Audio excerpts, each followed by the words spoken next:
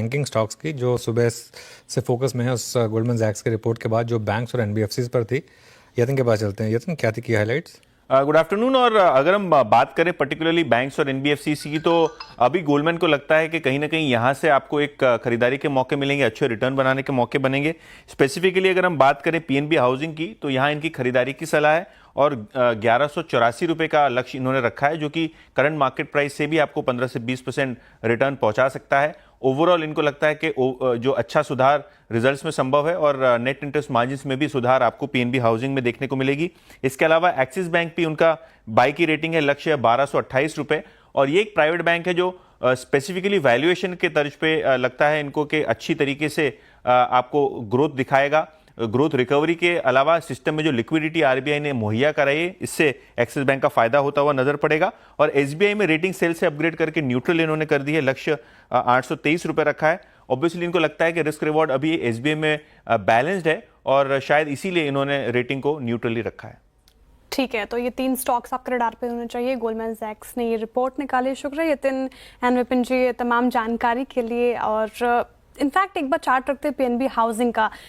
शानदार तेजी आज के सेशन में इसमें देखने को मिल रही है। टॉप गेनर्स में शामिल है। इनफैक्ट आप देखें पूरे ही फाइनेंशियल सर्विसेज में अच्छी तेजी है, लेकिन पीएनबी हाउसिंग जिस तरीके से यहाँ पे तेजी देखने को मिल रही है, आप बताइए प्रशांत जी, 28% का अपसाइड पोटेंशियल देख रहे हैं गोल्डमैन इस पर्टिकुलर काउंटर में। आपको कैसा लग रहा है ये काउंटर चार्ट्स पे कैसे प्लेस्ड? तो यहाँ से अगर हम देखें तो एक रेंज ब्रेकआउट आया है और ये ऑलमोस्ट 950-55 की एक जो क्रूशियल जोन थी उसके ऊपर सस्टेन कर रहा है।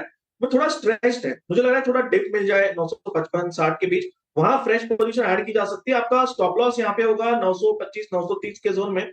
बट ओवरऑल ये अगर रेंज ब्रेकआउट सस्टेन करे, आप कंफर्टेबली 1000 तक के लेवल्स देख सकते हैं।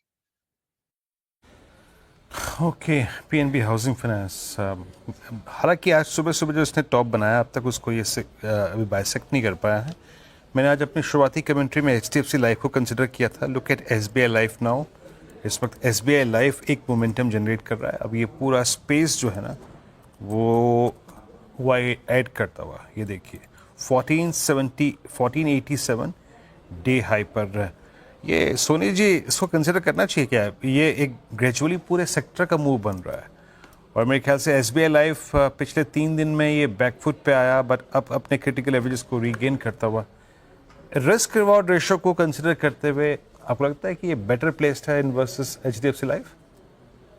वीरेंद्र जी, मुझे लगता है कि यहाँ पे टुवर्ड्स 1520 करंट लेवल से टेस्ट कर सकता है। वहां पे थोड़ा सा रेजिस्टेंस अगर होता है और क्रॉस करता है वो रेजिस्टेंस को, then again towards 1550 1570 levels test कर सकता है। बेस या फिर सपोर्ट 1460 1470 के रेंज पे मल्टीपल सपोर्ट्स बन रहे हैं। सो डेफिनेटली यहाँ पे थोड़ा सा risk reward ratio slightly better है देन एचडीएफसी लाइफ, तो यहाँ पे पोजीशन ले सकते हैं करंट लेवल से और 1460 के एक स्ट्रिक्ट स्टॉप लॉस के साथ। और बाउंस कर रहा है यहाँ पे, सो इसलिए स्ट्रिक्ट स्टॉप लॉस रहना यहाँ पे काफी इंपॉर्टेंट रहेगा। 1520 के ऊपर टुवर्ड्स 1550 प्लस लेवल्स नजर आएंगे। ओके।